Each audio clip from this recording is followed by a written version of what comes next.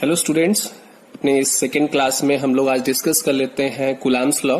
ठीक है, क्योंकि हम लोग ने अपनी जो पहली क्लास थी उसमें एक चीज पढ़ी थी प्रॉपर्टीज में फोर्सेस चार्जेस के बारे में कि सेम चार्जेस जो होते हैं एक दूसरे पर रिपल्सिव फोर्स लगाते हैं और ऑपोजिट चार्जेस एक दूसरे पर अट्रैक्टिव फोर्स लगाते हैं। ठीक है, लेकिन वो जो फोर्स होता है वो कितना होता है, वो कैसे कैलकुलेट करेंगे। ठीक है, तो उसके लिए है हमारे पास कूलाम्स लॉ। ओके, इसमें मैंने मेंशन कर दिया है कि ये यूज किस लिए करते हैं, to calculate the force between charges. Okay, और एक चीज आपको बहुत अच्छे से याद रखना है, कोई भी लॉ हो फिजिक्स में, कोई प्रिंसिपल हो, ठीक है, उसको आपको वर्ड बाय वर्ड स्टेटमेंट याद करना है और उसको समझना है। ठीक है, आप उसको अपने हिसाब से चेंज नहीं कर सकते इवन अ सिंगल वर्ड, क्योंकि आप जब सिंगल वर्ड भी चेंज करते हो तो उसका पूरा मीनिंग चेंज हो जाता है। ओके, सो इस लॉ को डिस्कस करते तो लॉ हमारा क्या है, according to coulomb the force of interaction. Interaction का मतलब दो चार्जेस जो एक दूसरे के बीच में फोर्स अपना लगा रहे हैं। ठीक है, अब आपको ये देखिए मैंने यहाँ पर स्पेसिफाई कर दिया है कि the force it may be attractive repulsive. Attractive भी हो सकता है और रिपल्सिव भी हो सकता है, दोनों हो सकता है। उसमें कोई ये नहीं कि हमेशा अट्रैक्टिव होगा या हमेशा रिपल्सिव होगा, वो डिपेंड करता है उनके नेचर पे। जो चार्जेस हैं वहां पर दोनों उनके नेचर पे। ठीक है, so the force of interaction between two charges, ठीक है, is directly proportional to the product of the charges and inversely proportional to the square of the distance between them. This is the statement, और आपको याद करने में कोई दिक्कत नहीं होगी इसको अगर आप समझ लें। ठीक है, सपोज हमारे पास दो चार्ज हैं, one is Q1 other one is Q2। एक Q1 चार्ज है और एक Q2 चार्ज है। मैंने यहां पर कुछ पॉजिटिव नहीं लगाया, कुछ नेगेटिव नहीं लगाया। क्यों? क्योंकि अगर ये पॉजिटिव है ये भी पॉजिटिव है तो फोर्स बस कैसा हो जाएगा, रिपल्सिव हो जाएगा नेचर में। अगर एक पॉजिटिव एक नेगेटिव है तो यही फोर्स कैसा हो जाएगा, अट्रैक्टिव हो जाएगा नेचर में। ठीक है, बस अब इसकी पोलैरिटी मैंने नहीं डिफाइन की, इसको हम लोग न्यूमेरिकल में डिस्कस करेंगे। हमें सिर्फ ये पता करना है कि ये इस पर कितना फोर्स लगाएगा और ये। तो हम मान लेते हैं हमारे पास दो चार्जेस हैं, एक का अमाउंट है Q1, एक का अमाउंट है Q2। मतलब इस पर Q1 कूलाम चार्ज है, इस पर Q2 कूलाम, और इनके बीच की जो डिस्टेंस है वो है R। ठीक है, तो जो फोर्स इनके बीच में लगेगा एज पर लॉ,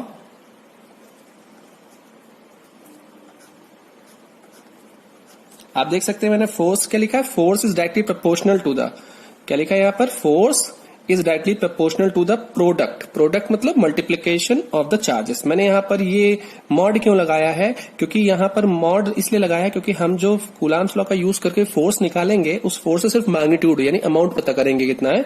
तो हम यहां पर चाहे प्लस का चार्ज हो चाहे माइनस का चार्ज हो, हम मैग्नीट्यूड वैल्यू ही रखेंगे और नेचर हम लोग उसके सिंबल से पता कर लेंगे। ठीक है, आप अगर मॉड नहीं भी लगाएंगे तो भी कोई दिक्कत नहीं है उसमें।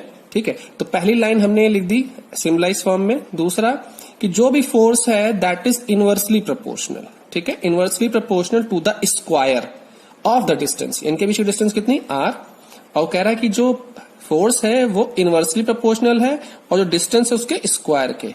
तो हमने ये कर दिया डिस्टेंस का स्क्वायर और इनवर्सली प्रोपोर्शनल। ठीक है, तो ये हमने दोनों चीजों को यहां पर लिख दिया है एज पर लॉ। लॉ ने ये नहीं कहीं बोला कि ये इक्वल है, लॉ ने सिर्फ ये बोला कि जो फोर्स है वो इन चीजों पर इस तरीके से डिपेंड करता है। ठीक है, तो अब हम अगर यहां पर इन दोनों के क्वेश्चन को कंबाइन करते हैं तो कंबाइन करने पे आ जाएगा Q1 Q2 upon R square. लेकिन अभी भी आप ध्यान दीजिएगा यहां पर कहीं भी, ठीक है, आपका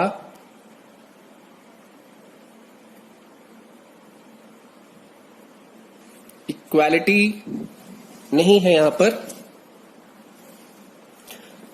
तो आप देख रहे हैं यहां पर क्वेश्चन ने कहीं इक्वल नहीं बोला है, यहां पर सिर्फ डिपेंडेंसी बताई गई, किन किन चीजों पर फोर्स डिपेंड करता है और किस तरीके से, वो मैंने यहां पर नोट कर लिया है एज पर लॉ। ठीक है, अब यहां पर कंबाइन करने पे हमें मिला F is directly proportional to Q1 Q2 upon R square. Okay, mod अगर आप लगाना चाहते हैं तो मैं लगा देता हूं। ठीक है, प्रोपोर्शनलिटी है, यानी कि अगर इनमें से किसी में चेंज आएगा तो इसमें चेंज आएगा, और किस तरीके से आएगा, किसके बढ़ने से क्या फोर्स बढ़ेगा, किसके घटने से फोर्स घटेगा। तो डिपेंडेंसी मिल गई। अब हमें अगर इसको क्या करना है, इक्वेट करना है, इक्वल करना है, तो यहां जो डिफरेंस है इन दोनों क्वांटिटीज के बीच में उसको हम इक्वलाइज कर लेते हैं और एक कांस्टेंट यूज कर लेते हैं। ठीक है, दैट कांस्टेंट इज K, क्या है, K, और ये हमारा फॉर्मूला तैयार हो गया कूलाम्स लॉ का। ठीक है, F is equal to K Q1 Q2 upon R square. Okay, अब यहां पर K के बारे में थोड़ा सा हम लोग समझ लेते हैं। तो सबसे पहले जो ये K है, K को हम लोग बोलते हैं इलेक्ट्रिक फोर्स कांस्टेंट। क्या बोलते हैं, इलेक्ट्रिक फोर्स कांस्टेंट, या आप इलेक्ट्रोस्टैटिक फोर्स कांस्टेंट बोल सकते हो, कोई प्रॉब्लम नहीं है। ठीक है। हाँ, के को क्या बोलते हैं? Electrostatic force constant. अब देखिए के जो है, ये भी आपको ध्यान रखना है, के जो है मीडियम के हिसाब से चेंज होता रहता है। मीडियम का मतलब ये दोनों चार्जेस किस मीडियम में है, ठीक है। तो जनरली अगर हम बात करें तो के इज इक्वल टू होता है 1/4 पाई एप्साइलन नॉट। इसको बोलते हैं एप्साइलन, ठीक है। क्या बोलते हैं इसको? Epsilon, okay. और नॉट लगा हुआ है, नॉट हम लोग यूज करते हैं एयर या फ्री स्पेस के लिए, ठीक है। तो अब इसके बारे में हम लोग बाद में डिटेल में डिस्कस करेंगे जब हम लोग एक दूसरे से लाइव कॉन्वर्सेशन कर रहे होंगे। फिलहाल ठीक है, तो आपका ये जो के की वैल्यू है 1/4 पाई एप्सिलॉन नॉट होती है। और फ्री स्पेस के लिए, यानी अगर हम फ्री स्पेस की वैल्यू रख दें तो ये अप्रोक्सीमेटली इक्वल होता है 9 × 10⁹, ठीक है, कूलाम मीटर स्क्वायर, ठीक है। सॉरी, न्यूटन, गलत हो गया यहां पर, इसको सही कर लें। यूनिट इसकी न्यूटन मीटर स्क्वायर पर कूलाम स्क्वायर। के की यूनिट है न्यूटन मीटर पर स्क्वायर पर coulomb square and the value is 9 × 10⁹। लेकिन आपको याद रखना है कि ये जो के की वैल्यू है फॉर फ्री स्पेस, यानी जिसको आप वैक्यूम या एयर बोल सकते हो, ठीक है, वैक्यूम के लिए, ठीक है। तो ये वैल्यू अगर हम यहां रख देंगे, ये कांस्टेंट वैल्यू रहेगी, ठीक है। Q1 Q2 आपके चार्जेस के मैग्नीट्यूड रहेंगे, R इज द डिस्टेंस, ठीक है। तो ये आपका कूलाम्स लॉ बेसिकली यहां पर हो गया है, ठीक है। इस पर एक हम लोग क्वेश्चन डिस्कस कर लेते हैं। सकते हैं इस क्वेश्चन में, a charge Q is placed at the centre of line joining two equal charges capital Q, show the system of charges will be in equilibrium if small q is equal to -q/4। Question कह रहा है कि अगर एक small q charge को, हमें नहीं पता कितना है, ठीक है, जैसा क्वेश्चन बोलता है फिजिक्स में बस उतना करते जाइए, अपने आप सब सही हो जाएगा, ठीक है। तो क्वेश्चन में कह रहा है कि अगर स्मॉल q एक चार्ज है, उसको हम कहां पे रख रहे हैं, बहुत ध्यान दीजिएगा, placed at the centre of line joining. Line join, जो लाइन दो चार्जेस, टू इक्वल चार्जेस, चलिए एक एक करके बनाते जाते हैं। मेरे पास एक कैपिटल Q चार्ज यहां है, एक कैपिटल Q चार्ज यहां है। एज पर the question, two equal charges capital Q, ठीक है। एक लाइन जोड़ दी क्योंकि उसने बोला लाइन ज्वाइनिंग, ठीक है। अ charge Q is placed at the centre of, centre किसके, लेकिन सेंटर पे line joining two equal charges. यहां पर एक स्मॉल q चार्ज रख दिया है, कहां पर रख दिया, सेंटर पे रख दिया है। कहां, किसके सेंटर पे, उस लाइन के सेंटर पर जहां पर दो कैपिटल Q चार्जेस एक दूसरे से मिल रहे हैं, इस लाइन के सेंटर पे, ओके। क्वेश्चन कह रहा है show the system of charges, मतलब ये जो पूरा चार्जेस का सिस्टम मैंने बताया था, सिस्टम मतलब क्या होता है, जिसमें एक से ज्यादा बॉडीज होती हैं, एक से ज्यादा चीजें होती हैं, तो ये पूरा एक सिस्टम बन गया है। कह रहा है सिस्टम इक्विलिब्रियम में कब होगा। इक्विलिब्रियम का मतलब यहां पर क्या हो गया कि सिस्टम में कोई भी चीज इधर से उधर ना जाए और इधर से उधर नहीं मूव करेगी, तब जब नेट फोर्स क्या होगा, जीरो हो जाएगा। क्या हो जाएगा, नेट फोर्स जीरो। तो अब हमको यही देखना है कि बस नेट फोर्स जीरो हो जाए और पता करना है, ठीक है, कि हमको ये बताना है कि सिस्टम क्या है, इक्विलिब्रियम में है। और Q की वैल्यू उन्होंने इस क्वेश्चन में दे दी है -q/4, यानी कि ये जो है स्मॉल q है वो -q/4 के इक्वल है। और ये प्रूव करना है, शो करना है कि ये जो सिस्टम बना है ये इक्विलिब्रियम में है। तो इसको कैसे प्रूव करेंगे, हमें बस ये दिखाना है कि नेट फोर्स, यानी जितने भी फोर्सेस लग रहे हैं वो सब टोटल जो नेट फोर्स है उस सिस्टम में जीरो है। तो सिस्टम क्या हो गया, इक्विलिब्रियम में। जैसे एक किसी आदमी को, किसी इंसान को कोई एक आपका ये चंगू मंगू है, इनको 4-5 लोग अलग अलग जगह से खींच रहे हैं, 4-5 लोग ये भी हो गए, तो ये पूरा एक सिस्टम हो गया। ये सिस्टम इक्विलिब्रियम में तब होगा जब सारे फोर्सेस क्या हो जाए, समेशन आपका जीरो हो जाए। तो वैसे ये एक सिस्टम है, अगर इसका नेट फोर्स जीरो हो जाए तो ये सिस्टम भी इक्विलिब्रियम में हो जाएगा। Let's do it. देखिए, इस पूरे के लिए मैंने आपको सोल्यूशन यही लिख दिया है, अगर आप ध्यान दें मैंने चीज लिखी है, for equilibrium net force on each charge must be zero. जैसे मैंने आपको भी एक एग्जांपल दिया था ना, एग्जांपल में दिया कि एक चंगू मंगू यहाँ पर है, इनको 4-5 लोग घसीट रहे हैं, तो अगर सारे फोर्सेस का जो नेट है, यानी या फिर सब पे लगने वाला नेट फोर्स जो है जीरो हो जाए तो कोई मूव नहीं करेगा, ठीक है। तो वैसे ही यहाँ पर अगर 3 चार्जेस हमारे पास है, अगर इन तीनों पर नेट फोर्स क्या है, जीरो हो जाए, तो ये चार्जेस किसमें होगा, इक्विलिब्रियम में। वो देखिए मैंने लिख दिया है, ठीक है। तो अब अगर मैं इसको यही प्रूव करना है तो सबसे पहले अगर आप एक चीज ध्यान दें, यहां पर ये चार्ज इन दोनों चार्जेस से कहां है, बिल्कुल बीच में, यानी कि इक्वल डिस्टेंस पे, पहली चीज, ठीक है। मैं मान लेता हूं कि ये इससे भी x डिस्टेंस पे है, इससे भी x डिस्टेंस पे ही है, ओके। और दोनों चार्ज की पोलैरिटी भी सेम है, यानी कि पॉजिटिव नेगेटिव वाले अगर आप देख ले, यहां कुछ नहीं दिया गया, यानी पोलैरिटी सेम है और इक्वल भी बोला है, यानी अमाउंट और पोलैरिटी दोनों सेम है। तो ये जितना फोर्स इस पर लगाएगा एज पर ना, अगर हम इसको हटा दें तो ये इस पर जितना फोर्स लगाएगा उतना ही फोर्स ये भी इस पर लगाएगा। अगर आप देख सकते हैं तो लगा के देख लीजिए। आप कूलम्ब्स लॉ लगाइए इन दोनों के बीच में और इन दोनों के बीच में। इस केस के बीच में लगाएंगे तो क्या आएगा, K capital Q into Q upon x square. इस केस के बीच में लगाएंगे तब भी तो यही आएगा, यानी ये जितना इस पर लगाएगा और ये जितना इस पर लगाएगा दोनों इक्वल रहेगा। तो इस पर नेट क्या हो गया, जीरो। अब जीरो कैसे हो गया भाई, ये इसको क्या करेगा भाई, पॉजिटिव पॉजिटिव आ रहा है, ये इसको किधर करेगा, ठीक है, ये सॉरी माइनस में दिया गया है आपको Q की वैल्यू ना, तो ये निगेटिव है ये पॉजिटिव है, ये इसको अपनी तरफ अट्रैक्ट करेगा, ये इसको अपनी तरफ अट्रैक्ट करेगा। तो इस पर नेट क्या हो गया, जीरो हो गया, ठीक है। तो इस पर तो जीरो आ गया।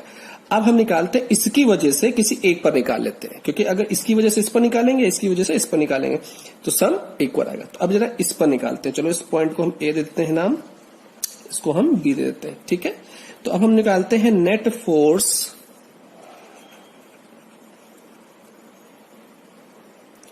On capital Q at B। ध्यान दीजिएगा यहां पर अब, ठीक है। मैं इस वाले चार्ज पर फोर्स निकालने जा रहा हूं, तो अगर इस चार्ज पर निकालूंगा तो इस चार्ज को भूल जाओ, बाकी दो चार्जेस कौन से, एक ये और एक ये भी इस पर कुछ फोर्स लगाएगा, ये भी इस पर कुछ फोर्स लगाएगा। तो ये कितना इस पर लगाएगा, ध्यान दीजिए, ये लगाएगा K कैपिटल Q अपॉन इसके बीच की डिस्टेंस कितनी है, x प्लस एक्स 2x का होल स्क्वायर। और सबसे बड़ी ध्यान में रखना है किस डायरेक्शन में लगाएगा, ये पॉजिटिव चार्ज है तो ये भी पॉजिटिव चार्ज, तो ये इसको क्या करेगा, ये इसको रिपेल करेगा, उधर की तरफ लगाएगा, ठीक है। ध्यान रखिएगा ये इस पर इधर की तरफ फोर्स लगा रहा है, ठीक। ये देखिएगा, ये जनाब क्या कर रहे हैं, ये क्या कर रहे हैं, ये भी इस पर फोर्स लगा रहे हैं, ये नेगेटिव है ये पॉजिटिव है, तो ये इसको अपनी तरफ खींचेंगे। अब देखते हैं क्या कितना खींच रहे हैं। सबसे पहले तो इसको हम लोग निकालते हैं force K capital Q small q, अगर यहां लिखे तो स्मॉल q की वैल्यू कितनी है, -q/4, और नेट निकाल रहे हैं तो ऐड करेंगे, है ना। अरे हो गया ना आपका, देखिए K Q1 Q2, ठीक है, Q1 Q2 अपॉन इनके बीच डिस्टेंस का स्क्वायर x स्क्वायर। क्या कितना होना चाहिए, 0 होना चाहिए, क्योंकि बैलेंस अगर है तो। अब इसको अगर हम लोग सॉल्व करते हैं तो आप ध्यान दीजिएगा, ये हो जाएगा आपका K Q square upon 4x square, ठीक है, इक्वल टू मैंने इसलिए कर दिया क्योंकि ये माइनस में आएंगे, माइनस इधर जाके प्लस में हो जाएगा K Q स्क्वायर। क्या है आपका, देखिए Q स्क्वायर हो गया, ठीक है, और ये क्या हो गया आपका 4। एक काम करते हैं, इसकी वैल्यू अभी नहीं रखते हैं क्योंकि प्रूफ करना है, क्योंकि मैं वैल्यू कैलकुलेट नहीं करनी है, तो इसको हम लोग कुछ ऐसे ही कर लेते हैं, ठीक है।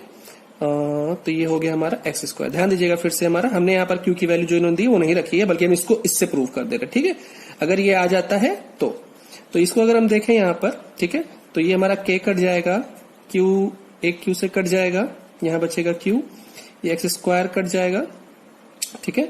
यहाँ पे बचा क्या हमारे पास, यहाँ बचा हमारे पास कैपिटल Q, यहाँ बचा 4, यहाँ बचा हमारे पास -q।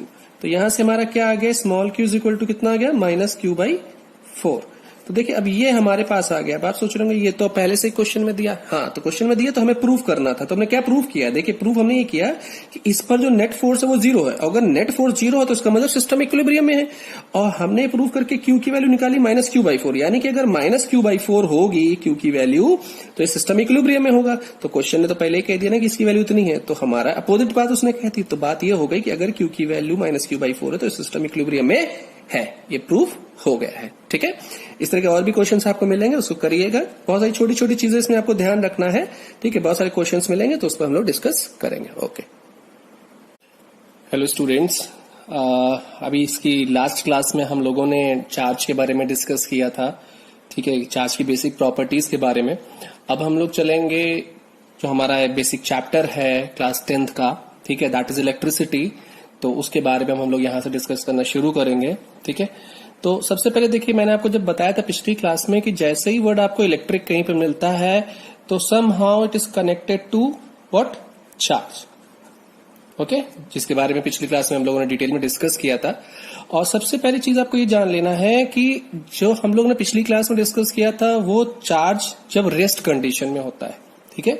जो कोई भी चीज अगर अलग अलग कंडीशन में होती है, स्टेट में होती है, अलग अलग स्टेट में, तो वो अलग अलग इफेक्ट शो करती है। जैसे अगर चार्ज रेस्ट में होता है, ठीक है, जिसको हम लोग इलेक्ट्रोस्टैटिक्स के अंडर पढ़ते हैं, आप क्लास 12th में जाएंगे तो इसके बारे में पढ़ेंगे, electrostatics, electric means charge, static मतलब रेस्ट।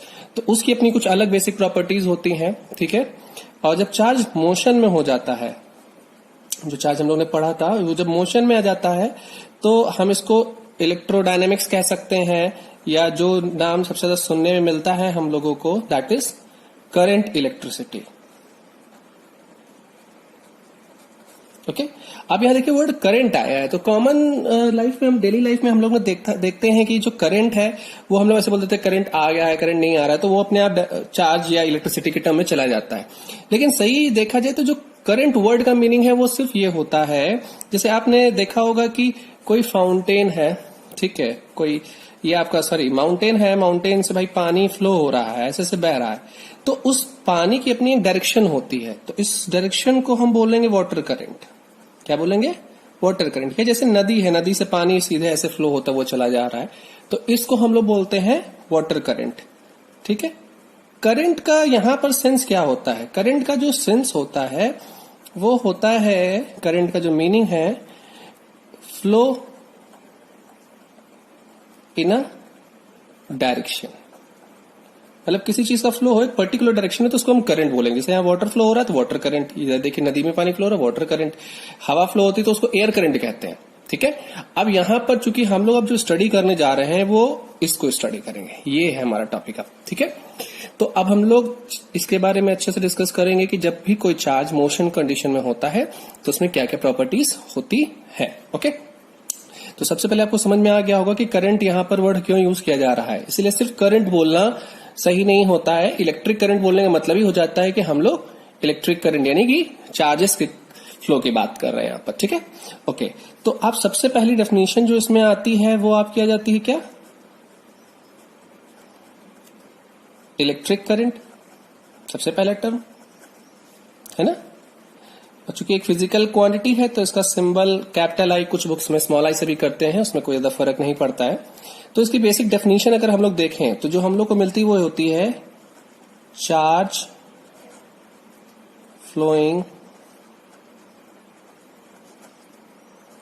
पर unit time is defined as electric current, ठीक है। यानी कि जब भी किसी कंडक्टर में या मेटल में कह सकते हैं, जब जो चार्ज फ्लो हो रहा है, कितने टाइम में कितना चार्ज फ्लो हो रहा है, ठीक है, उसी को बोलते हैं हम लोग इलेक्ट्रिक करंट, ओके। देखिए यहां पर कोई इलेक्ट्रिक करंट अलग चीज नहीं आई, क्या आई? Charge I. तो अगर इस डेफिनेशन को अगर हम सिंबलाइज करते हैं यहां पर, तो current is defined as total charge पर यूनिट टाइम, टोटल चार्ज पर यूनिट टाइम, ठीक है। ये आपका फॉर्मूला हो गया। अब अगर इसको यूनिट के टर्म्स में हम लोग कन्वर्ट करें तो coulomb is the unit of charge, तो ये हो गई कूलाम, टाइम की सेकेंड, तो एक कूलाम पर सेकेंड भी आपकी क्या हो गई? यूनिट हो गई, ठीक है। लेकिन एसआई यूनिट की बात करें तो एसआई यूनिट जो करंट की है that is ampere and the symbol is a, okay. तो अब देख लीजिए यहां पर इलेक्ट्रिक करंट कोई नई चीज नहीं है, बस बहुत सारे चार्जेस जब फ्लो करने लगते हैं इन अ पर्टिकुलर डायरेक्शन तो उसी को हम बोल देते हैं इलेक्ट्रिक करंट, ओके। यहां पर हम लोग एग्जांपल देख लेते हैं, ठीक है, इस फॉर्मूले पर बेस्ड, इस टॉपिक पर बेस्ड। इफ 3.2 इंटू 10 की power 7 electrons pass through a wire in 0.5 second, calculate the current through it, okay. यानी कि अगर इतने इलेक्ट्रॉन, क्वेश्चन को ध्यान से पढ़ना बहुत जरूरी है, 3.2 इंटू 10 की पावर 17 इलेक्ट्रॉन्स बोल रहा है। यहां पर देखिए इसके साथ कोई यूनिट नहीं लगी है, इसका मतलब ये नंबर दिया गया है। किसका नंबर? इतने इलेक्ट्रॉन पास हो रहे हैं 0.5 सेकेंड में, ठीक है, एक आपके वायर से। तो उस वायर में कितनी करंट फ्लो हो रही है, ठीक है।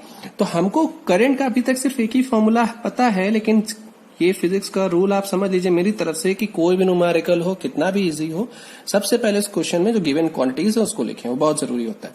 जैसे अब यहां पर ये 3.2 इंटू 10 पावर 17 इलेक्ट्रॉन्स है, तो ये क्या है? नंबर है, इतने इलेक्ट्रॉन हमारे पास है, ओके। अब उसके बाद टाइम दिया गया है हमको 0.5 सेकेंड, सिर्फ दो क्वांटिटीज दी गई हैं और पूछा गया है करंट के बारे में, ठीक है।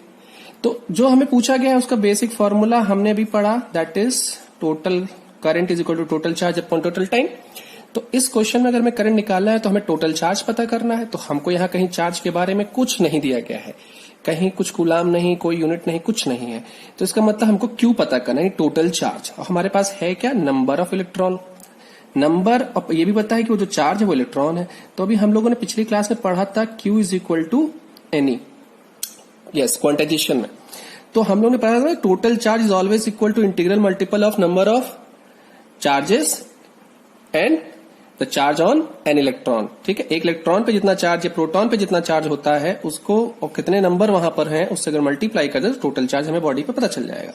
तो यही फॉर्मूला आपका जाके कन्वर्ट हो गया क्या, एनी अपॉन टी में। ठीक है, तो अगर मैं इसका सोल्यूशन अब करता हूं यहां से इसके बाद, तो I is equal to N यानी कि number of charges, that is 3.2 into 10 की पावर 17। ठीक है, और अब उसके बाद अगर देखें यहां पर तो ये ई का मतलब यहां पर है चार्ज। किसका चार्ज, अगर इलेक्ट्रॉन है तो इलेक्ट्रॉन का चार्ज लेंगे, अगर प्रोटॉन है तो प्रोटॉन का चार्ज लेंगे। तो इलेक्ट्रॉन पे चार्ज होता है 1.6 इंटू 10 की पावर -19। ठीक है, और टाइम हमारे पास है 0.5 सेकेंड्स। ठीक है, अब अगर हम यहां पर वैल्यू पुट करें और इसको अगर हम सॉल्व करते हैं तो हमारा आंसर आएगा 0.1024 एम्पियर। ये हमारा आंसर आएगा। इसलिए इस क्वेश्चन में सबसे ज्यादा ध्यान देने की बात ये थी कि यहां पर ये जो दिया गया है that is electron, number of electrons. तो आपको इस तरीके से सॉल्व करना है। अगर चार्ज दे देता तो सिंपल हम चार्ज की वैल्यू यहां पुट करते, टाइम पुट करते और करंट हमको मिल जाता है यहां पर। ओके, तो एक बेसिक क्वेश्चन था। आपको बहुत सारे क्वेश्चन ऐसे और भी बुक्स में मिलेंगे, नहीं मिलेंगे तो असाइनमेंट में आपको मिल जाएंगे, नहीं तो इस चैप्टर के एंड में जो एक सबसे कॉमन असाइनमेंट में दूंगा जिसमें सारे टॉपिक्स इंक्लूड रहेंगे, तो उसमें आपको बहुत सारे ऐसे क्वेश्चन मिलेंगे। अब इसमें एक और चीज आती है, एक क्वेश्चन बहुत पूछते हैं बच्चे कि सर इसमें तो एक डायरेक्शन होती, चार्ज इधर फ्लो है, करंट उस डायरेक्शन फ्लो होता है। ठीक है, तो ये एक वेक्टर क्वांटिटी है? नहीं, ये वेक्टर क्वांटिटी नहीं है, ये एक स्केलर क्वांटिटी है। अब बात आती है कि इसमें तो एक डायरेक्शन होती है, बहुत छोटी क्लासेस में भी पढ़ाएगी, बैटरी में जो पॉजिटिव एंड होता है, नेगेटिव एंड होता है, तो पॉजिटिव से नेगेटिव करंट की डायरेक्शन होती है। तो डायरेक्शन होने का मतलब ये नहीं है, हम फिजिकल क्वांटिटी उसको बोलते हैं जो वेक्टर, किस क्वांटिटी को बोलेंगे, जो वेक्टर के लॉज जो है उनको फॉलो करे। लेकिन करंट वेक्टर लॉज को फॉलो नहीं करता है, वो स्केलर लॉज को फॉलो करता है। आगे आने वाले क्वेश्चन में आपको इस चीज को भी मैं क्लियर करूंगा, लेकिन अभी के लिए फिलहाल आपको ध्यान रखना है कि electric current is a scalar quantity. कोई पूछता है कि ये स्केलर क्यों है, तो आपको सीधे कर देना है कि हाँ, इसमें एक डायरेक्शन होती है but it do not follows the vector laws, that is why it is scalar quantity. Okay, ये चीज आपको क्लियर हो गई होगी। अब नेक्स्ट वीडियो में मैं आपको क्लियर करता हूं कि जो एक करंट की डायरेक्शन होती है, कन्वेंशनल या इलेक्ट्रॉनिक करंट, वो कैसे होती है। अब इस वीडियो में हम लोग डिस्कस करते हैं डायरेक्शन को। ठीक है, डायरेक्शन को प्रॉपर्ली डिस्कस कर लेते हैं कि चार्ज की जो डायरेक्शन होती है वो कैसे होती है। देखिए, मैंने अभी आपको इलेक्ट्रिक करंट के बारे में बताया था कि flow in a particular direction. तो चार्ज जो फ्लो होता है, देखिए चार्जेस तो पॉजिटिव भी हो सकते हैं, ठीक है, और चार्जेस नेगेटिव भी हो सकते हैं। ये भी चार्ज फ्लो हो सकता है, ये भी चार्ज फ्लो हो सकता है। ये फ्लो होगा तब भी हम बोलेंगे इलेक्ट्रिक करंट है, ये फ्लो होगा तब भी हम बोलेंगे इलेक्ट्रिक करंट है। आप लोगों ने पहले से थोड़ा ज्यादा पढ़ लिया है कुछ बच्चों ने कि सर इसको हम जब पॉजिटिव चार्ज फ्लो होता है तो इसको हम कन्वेंशनल करंट कहते हैं, है ना, और अगर नेगेटिव चार्ज फ्लो होता है तो इसको हम इलेक्ट्रॉनिक करंट कहते हैं।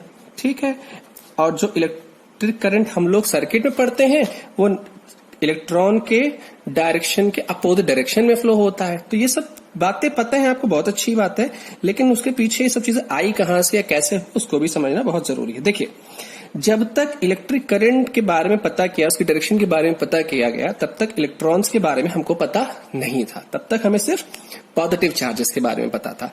तो पॉजिटिव चार्जेस जिस डायरेक्शन में फ्लो होते हैं, हमने उस समय नाम दे दिया कि इलेक्ट्रिक करंट इस डायरेक्शन में फ्लो होगा जिधर positive current, positive charges flow होंगे, उस डायरेक्शन में इलेक्ट्रिक करंट हमेशा फ्लो होगा।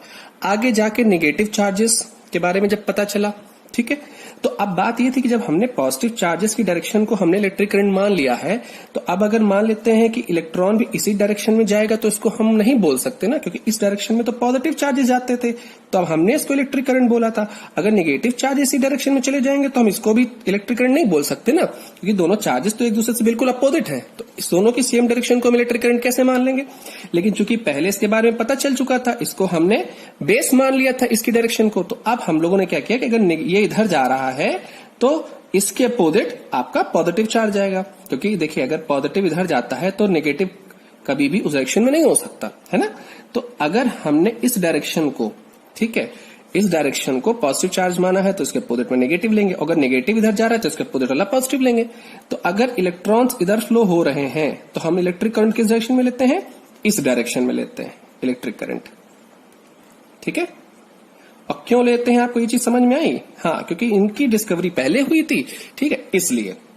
और दूसरा एक और यहां पर रीजन ये है कि आप जब देखेंगे, आप हमेशा पढ़ेंगे कि जो इलेक्ट्रिक करंट होती है वो नेगेटिव चार्जेस की वजह से होती है। पॉजिटिव चार्जेस कभी आपको देखने को नहीं मिलेंगे, कि हमेशा सर्किट में इलेक्ट्रॉन्स की बात होती है, जबकि पॉजिटिव पॉजिटिव पॉजिटिव के बारे में हम लोगों ने बहुत पढ़ा कि इसकी वजह से ही बेस बनाया गया, इसी को रेफरेंस लिया गया। लेकिन इसको कभी हम लोग पढ़ेंगे ही नहीं, हमेशा हम लोग माइनस को ही देखेंगे, यानी कि इलेक्ट्रॉन्स को ही पढ़ेंगे। ऐसा क्यों? ये भी एक बहुत बड़ा क्वेश्चन। तो इसको भी समझने में आपको ज्यादा दिक्कत नहीं होगी, बस थोड़ा सा ध्यान दीजिएगा। पहले ही वाली वीडियो में मैंने आपको एक बार एटम का एग्जाम्पल दिया था, तो एक बार थोड़ा सा देख लेते हैं यहाँ पर। सपोज ये न्यूक्लियस है, nucleus consist of protons and neutrons, ये पढ़ा है हम लोगों ने क्लास 9th में। अब इसके चारों तरफ क्या होते हैं? यस, शेल्स होते हैं, ठीक है। इसमें आपके क्या होते हैं? इलेक्ट्रॉन्स होते हैं, ठीक है। बहुत सारे इलेक्ट्रॉन्स हो सकते हैं, ठीक है। या आउटर शेल मान लेते कोई एक इलेक्ट्रॉन है, ठीक है। तो अब होता क्या, देखिए कि अब जैसे इसको हम मान लेते हैं कोई एक स्कूल है, एक एटम है, एक स्कूल जैसा है, ये बीच में प्रिंसिपल ऑफिस है। कोई बच्चा प्रिंसिपल ऑफिस में है, उसको अगर बाहर जाना है स्कूल से, स्कूल टाइम में, ठीक है, तो आसानी से नहीं जा सकता, ठीक है। लेकिन जो बच्चा बिल्कुल बाउंड्री के पास खड़ा है, अगर उसे थोड़ा सा सहारा मिल जाए या थोड़ा सा कुछ भी उसको एनर्जी मिल जाए तो वो जंप मार के बाहर चला जाएगा, और इसी को हम लोग बोलते हैं फ्री इलेक्ट्रॉन, ठीक है, फ्री इलेक्ट्रॉन। अब कैसे बोलते हैं इसको थोड़ा सा ध्यान देंगे। देखिए जैसे होता क्या, आप लोगों ने पढ़ा था क्लास 9th में कि जब भी किसी भी शेल में जो इलेक्ट्रॉन होता है उसको जब एनर्जी मिलती है तो वो हायर लेवल में शिफ्ट हो जाता है, हायर शेल में, ठीक है। तो जो सबसे बाहर वाला जो शेल होगा उसके ऊपर तो कोई शेल ही नहीं होगा, तो जैसे ही उसको थोड़ी सी एनर्जी मिलेगी वो जंप करके एटम से बाहर आ जाएगा और क्या हो जाएगा? फ्री हो जाएगा उस कंडक्टर में मूव करने के लिए, उसी को बोलते हैं हम लोग फ्री इलेक्ट्रॉन। तो जो कंडक्टर में जो मूव करते हैं वो कौन से इलेक्ट्रॉन्स मूव करते हैं? Free electrons. ये चीज समझ में आई? हाँ, पूरा एटम नहीं मूव करता, ये सारे इलेक्ट्रॉन नहीं करते, सिर्फ जो बाहर आते हैं, ठीक है। तो ये आ जाते हैं बाहर जरा सी एनर्जी मिलने पे।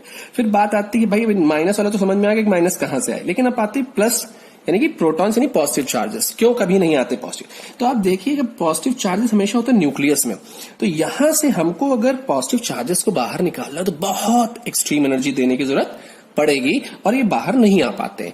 इसलिए कभी भी आपको पॉजिटिव चार्जेस देखने को नहीं मिलेंगे, आपको हमेशा क्या मिलेंगे? नेगेटिव चार्जेस यानी कि इलेक्ट्रॉन, क्योंकि ये बहुत इजीली बाहर आ जाते हैं। इसलिए जो भी करंट हम लोग पढ़ते हैं वो हम लोग इलेक्ट्रॉन्स वाली करंट, इलेक्ट्रॉनिक करंट को पढ़ते हैं। लेकिन जो डायरेक्शन हम लोग यहां पर लेते हैं कि नेगेटिव यानी कि इलेक्ट्रॉन जिस डायरेक्शन में जा रहे हैं, करंट हमेशा उसके अपोजिट क्यों लेते हैं? क्योंकि उसका रेफरेंस क्या है? क्योंकि हिस्ट्री के हिसाब से पहले हमको पॉजिटिव चार्जेस के बारे में पता चला, तो उसके मूवमेंट की डायरेक्शन को हमने इलेक्ट्रिक करंट की डायरेक्शन दे दिया। फिर आगे जाके जब नेगेटिव के बारे में पता चला, लेकिन ये प्रॉब्लम यह है कि हमेशा हमेशा नेगेटिव इलेक्ट्रॉन ही मिलते थे, तो उस डायरेक्शन को हमने पॉजिटिव के अपोजिट कंसीडर कर लिया। आपको थोड़ा बहुत समझ में आया होगा, नहीं समझ होगा तो when we will be live, ठीक है, इस चीज को हम लोग और अच्छे से क्लियर कर लेंगे, ठीक है। तो आपको हमेशा याद रखना है कि अगर आपका इलेक्ट्रॉन जिस डायरेक्शन में जा रहा है, करंट हमेशा उसके अपोजिट होगी, ठीक है। पॉजिटिव चार्ज अगर जा रहा है किसी क्वेश्चन में तो करंट हमेशा उसी के डायरेक्शन में होगी, ओके। नेक्स्ट वीडियो में चलिए अब हम लोग क्लियर कर लेते हैं, ठीक है, पोटेंशियल के बारे में और पोटेंशियल डिफरेंस के बारे में।